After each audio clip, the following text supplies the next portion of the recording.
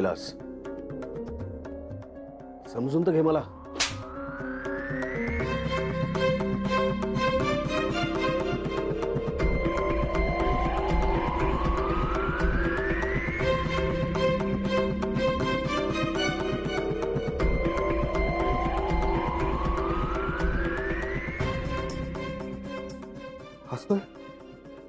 हसतोयस का विक्रांत? तू ना माकड केलेस माझं माकड. तू म्हणालास की उडी मार, मी उडी मारली. तू म्हणालास टाळी वाजव, मी टाळी वाजवली. मी तुझं माकड आहे नाही तर दुसरं काय विक्रांत? 20 वर्ष आपण एकमेकांना ओळखतो आणि त्याचं हे फळ दिलंस तुम्हाला? बोल ना, हे फळ दिलंस? खोटारडास तू, खोटारडा. हे घे, मार मार. आता माझा तुला काही उपयोग नाही ना, मार. चला गोळी. विलास, तू नाव घेऊ नकोस माझं. तू वडापाव खात खात आपण एकत्र पाऊल टाकलंय. मान्य आहे मला, तुझं पाऊल पहिलं पडलं असेल, पण मागोमाग मी आलोय. माझं पाऊल पडलंय. मी गाव सोडून इकडे आलो, ते तिकडे गेलोच नाही, तुझ्या बरोबर राहिलो. फक्त पिरी बाबाला कौल लावण्यासाठी, तुझ्यासाठी तेवढाच संबंध राहिला माझा गावाशी. मला असं वाटत होतं की आपलं सगळं एकमेकांना माहित आहे, आणि 20 वर्षानंतर कळतं की असं काहीच नाहीये. तू 20 वर्ष झाली विक्रांत, मी तुला किती मदत केली सांग ना. तो खंडेलवाल तुला नीट बोलला नाही, त्याला वठणीवर आणला.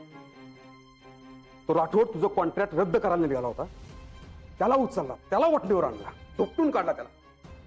तुझ्या वाटेत येणारा प्रत्येक काटा मी उपटून काढलाय विक्रांत. का? का तर मला असं वाटत होतं की तू या कंपनीचा मालक आहेस म्हणून एवढं कष्ट करतोस. तुला हर प्रकारे मदत करणं हे मी माझं कर्तव्य समजतो, आणि इतकी मोठी गोष्ट तू माझ्यापासून लपवलीस.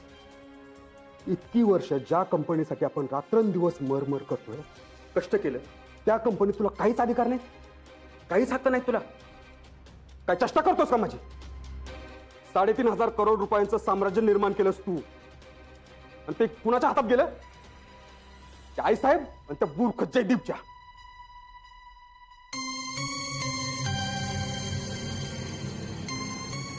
विलास, तुला खरंच असं वाटतं की मी हे जे काही केलंय त्याच्या पाठीमागे मी काहीच विचार केला नसेल? विचार? काय विचार आहे विक्रांत?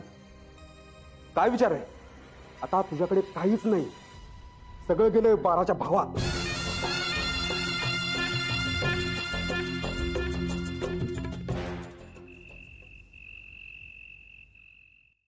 सर, कोण म्हणतं की माझ्याकडे काहीच नाहीये? माझ्याकडे तुम्ही आहात. तुम्ही माझी सगळ्यात मोठी संपत्ती. सर, तुम्हाला माहितीये, आज आईसाहेबांना वाटलं की मीटिंग नंतर मला धक्का बसेल म्हणून. धक्का?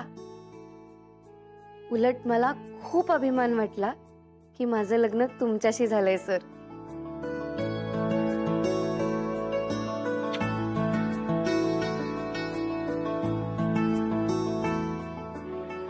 माझं लग्न त्या विक्रांत सरंजामेंशी झालंय ज्यांना आपल्या कुटुंबाच्या प्रेमासमोर आणि विश्वासासमोर पैशाची काडीचीही किंमत नाहीये. सर, तुमच्यात ना सगळं आहे. तुम्ही सगळ्यांना आवडता. तुमच्यातले गुण मोजता मोजता लोक थकतात. माझ्यात काय पाहिलं तुम्ही? माझ्याशी का लग्न करावं असं वाटलं तुम्हाला?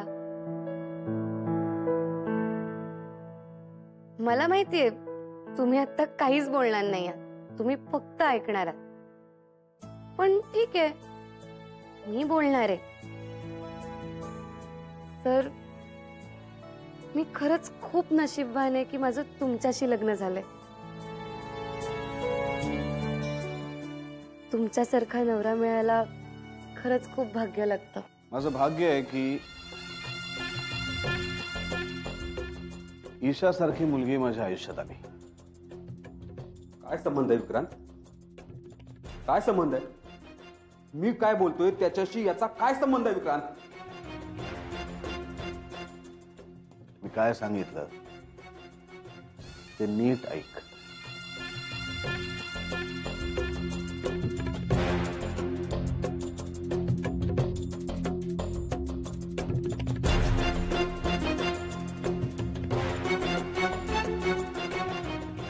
नीट ऐक. मी पुन्हा एकदा तेच सांगतोय की माझं भाग्य आहे की ईशासारखी मुलगी माझ्या आयुष्यात आली. आणि आता तर ती माझी बायको आहे. त्यामुळे यानंतर जे काही करणार आहे पुढे जाऊन ते सगळं ईशा करणार आहे. ईशा काय करणार आहे ती? तिने जे काय करायचं ना ते करून झालंय विक्रांत. तुला तिने प्रेमात आंधळ करून सोडलंय विक्रांत, समजतंय का? मूर्ख बेअक्कल मुलगी आहे ती आणि तिचा शब्द तू झेलतोस. आणि त्या ईशाचं तू काय सांगतोस मला? हा विलास, मी काय बोललो ना ते जरा नीट ऐक परत एकदा.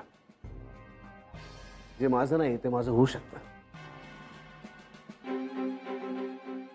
आमच्या घरात ईशाला आणून मी एक पाऊल पुढे टाकलंय. हळूहळू जे माझं नाहीये ते माझं होणार आहे. नीट ऐक, जे माझं नाहीये ते माझं होणार आहे. सर, तुम्ही माझे आहात आणि कायम माझेच असणार आहात. ज्या दिवसापासून आपण एकमेकांना स्वीकारलं ना, त्या दिवसापासून माझं प्रेम, माझा विश्वास, माझी साथ, माझं जे काही आहे ना ते सगळं तुमचं आहे. हे सगळं माझं आहे विलास. मी कमवलेलं आहे. सगळं माझं आहे. तुला काय वाटलं मी इतकं मूर्ख आहे की या सगळ्या गोष्टी मी सोडून देईन? नाही. पण मी विचार करत होतो. डोक्यामध्ये गरगर फिरणारं विचारचक्र चालू होतं की हे सगळं मी करणार कसं. आणि काय दैवयोग वगैरे बघ, बरोबर त्याच वेळेस ते कॉलेजचं फंक्शन घडलं. आणि त्या कॉलेजच्या फंक्शन मध्ये मला ईशा भेटली. बावरलेली, अजिबात आत्मविश्वास नसणारी, त्या कॉलेजमधल्या मुलांसमोर उभं राहून स्टेजवरती 2 शब्दही धड बोलू न शकणारी ईशा निमकर. तिला रिक्षामध्ये भेटलो तेव्हाच मला कळलं की पैन पै वाचवणाऱ्या एका अतिशय गरीब कुटुंबात ती आली आहे.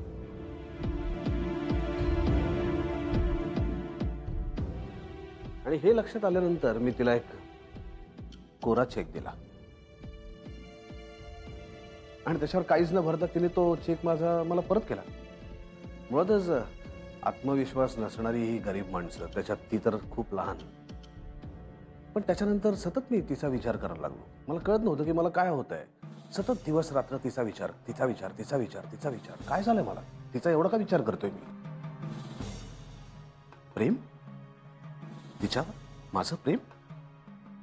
असं काय तिच्यात की तिच्यावर मी प्रेम करेन? काहीच नाही. मग नंतर खूप विचार केल्यानंतर माझ्या असं लक्षात आलं की हीच ती मुलगी आहे जिच्या माध्यमातून मी माझ्या लक्ष्यापर्यंत पोहोचू शकतो. मग हे डोक्यातले गरगर गरगर चालणारे विचार सगळे थांबले. डोकं शांत झालं आणि मग मी ठरवलं की आता आपल्याला पुढे नक्की काय करायचंय आणि कसं करायचंय. एकच तर प्यादं होतं. आणि मग मी विचार करायला लागलो की या प्याद्याचा वापर कसा करायचा. आणि मग पुन्हा माझ्या विचारांची गाडी त्याच खणखणीत वाजणाऱ्या नाण्यापाशी येऊन थांबली. विश्वास. आजपर्यंत तुमच्यातल्या अनेक जणींना किंवा अनेक जणांना अनेक वेळा आय लव्ह यू असं म्हणलं असेल. म्हणलं ना? पण आय लव्ह यू पेक्षा महत्वाचं आहे आय ट्रस्ट यू. माझ्या लक्षात आलं की पुन्हा एकदा विश्वासच माझ्या कामी येणार आहे. मग मी ठरवून टाकलं. ईशाचा माझ्यावर विश्वास बसला आणि मी तिला शिकवून टाकलं की आयुष्यात प्रेमापेक्षा सुद्धा जास्त महत्वाचा आहे विश्वास. बसला तिचा माझ्यावर विश्वास. आता तिच्या आईवडिलांचा विश्वास मिळवला. त्यांच्या घरी गेलो, खांद्यावरती तेलाचे डबे घेऊन तेलाच्या गाडीतनं त्यांच्या घरचा फ्रीज साफ केला. तिच्या आईला चहासाठी अलग किसून दिलं. तिच्या आईने केलेला पोळीचा लाडू आवडत नसताना सुद्धा मिटक्या मारत खाल्ला. बसला त्यांच्या घरच्यांचा विश्वास. त्यांना असं कोणी महत्व दिलं की त्याचं त्यांना खूप अप्रूप असतं, कारण त्यांना असं कोणी महत्व देत नाही फार, पण मी दिलं. त्यांना तितकंच महत्व दिलं. त्यांच्या पोटात शिरण्यासाठी मला जे जे करायचं होतं ना ते सगळं मी केलं आणि त्यांचा विश्वास मिळवला. आणि ईशा तर चांगलीच ट्रॅप झाली होती. प्रेमात पडली होती माझ्या. पण मला माझा प्लॅन करायला वेळ हवा होता. पण जसजशा माझ्या आणि ईशाच्या भेटी होऊ लागल्या तसतसं मला कळत गेलं की माझ्या प्लॅनसाठी ईशा ही योग्य व्यक्ती आहे. भोळसट, घाबरट, माझा ऐकणारी, माझा आदर करणारी, माझ्यावर प्रेम करणारी ईशा हीच करेक्ट मुलगी आहे. हे जसं मला पटलं, माझी खात्री पटली, तसं मी तिच्याशी लग्न करण्याचा निर्णय घेतला. आणि तू लग्न केलंस? येस, केलं. आता पुढची खेळी सुरू आहे. लग्न करून तिला सरंजामेच्या घरात आणलंय. हळूहळू तिच्या नावावर सगळी प्रॉपर्टी होईल. आणि मग माझीच प्रॉपर्टी जी माझ्या नावावर होऊ शकत नाही ती ईशाकडनं माझ्या नावावर होईल. कशी? कशी कशी म्हणून काय विचारताय सर? मी तुमच्यावर जीवापाड प्रेम करते आणि ते जन्मोजन्मी असंच राहणार आहे. सर, मी आयुष्यभर तुम्हालाच पाहणार आहे. फक्त तुम्हाला. सांगतो. आता माझ्या पुढचं आव्हान एकच आहे की ईशा हीच राजनंदिनी आहे हे प्रूव्ह करायचं. आणि मग एकदा का घरच्यांची खात्री पटली की ईशा हीच राजनंदिनीचा पुनर्जन्म आहे की मग माझी खेळी सुरू होईल. ज्या संपत्तीसाठी तू आणि मी गेली काही वर्ष आपल्या रक्ताचं पाणी करतोय ती सगळी माझ्या हातातून गेलेली माझी संपत्ती ही राजनंदिनी म्हणजेच ईशा मला परत मिळून दे.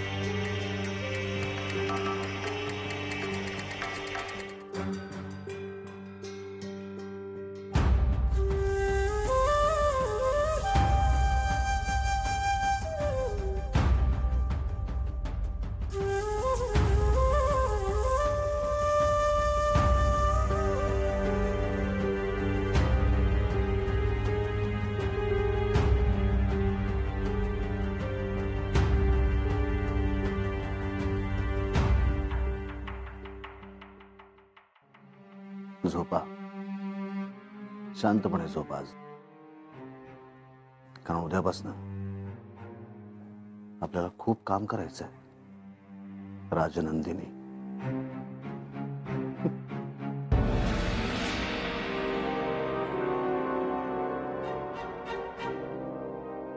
लिंबोणीच्या झाडामागे चंद्र झोपला ग बाई, लिंबोणीच्या झाडामागे चंद्र झोपला ग बाई, आज माझ्या पाडसाला झोप का ग येत नाही, चंद्र झोपला ग बाई.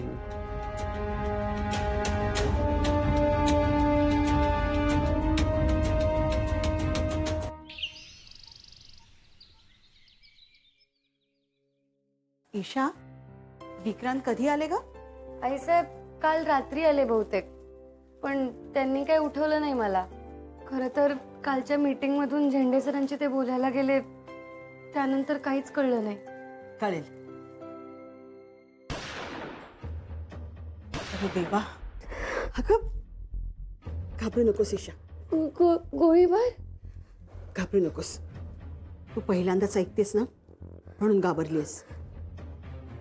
म्हणजे विक्रांत आहेत ते, बाहेर बंदूक चालवत आहेत. का? अस्वस्थ आहेत ते, कशावरून? त्याशिवाय अशी बंदूक चालवणार नाहीत ते.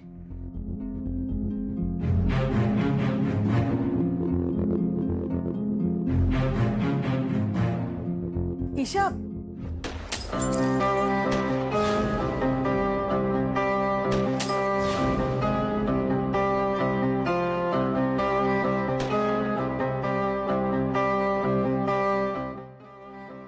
सराव काय करताय तुम्ही हे? ऐका माझं, असं नका करू प्लीज, ऐका माझं. सराव, सर असा राग काढून स्वतःला त्रास करून घेण्यापेक्षा माझ्यावर गोळी चालवा.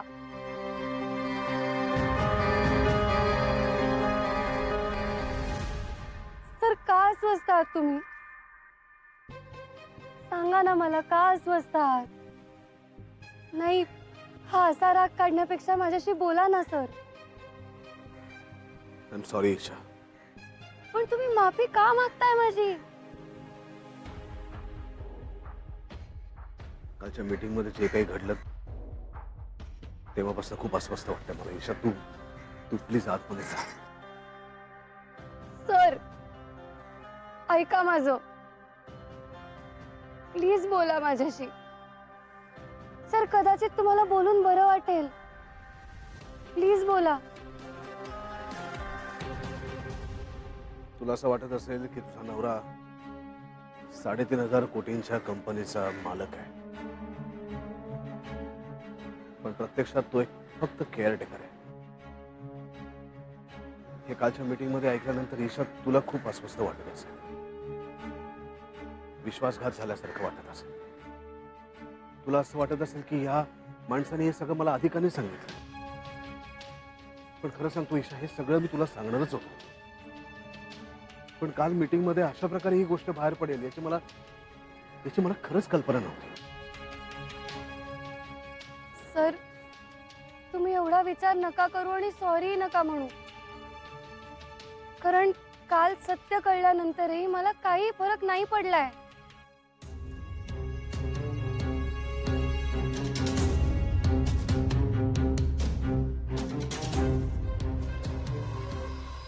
सर खरंच मला काहीच फरक नाही पडलाय. तुम्ही विसरलात मी तुम्हाला काय म्हटलं होतं ते? तुम्ही बिझनेसमॅन सोडून दुसरे कोणीही असताना तरी मी तुमच्यावर तेवढंच प्रेम केलं असतं,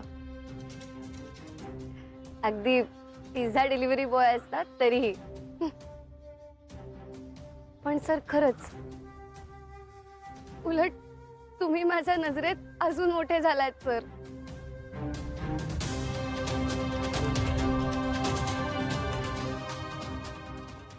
खरं सांगू, मी हा असा माणूस बघितलाच नाहीये माझ्या आयुष्यात, आणि हा दुर्मिळ माणूस माझा नवरा आहे.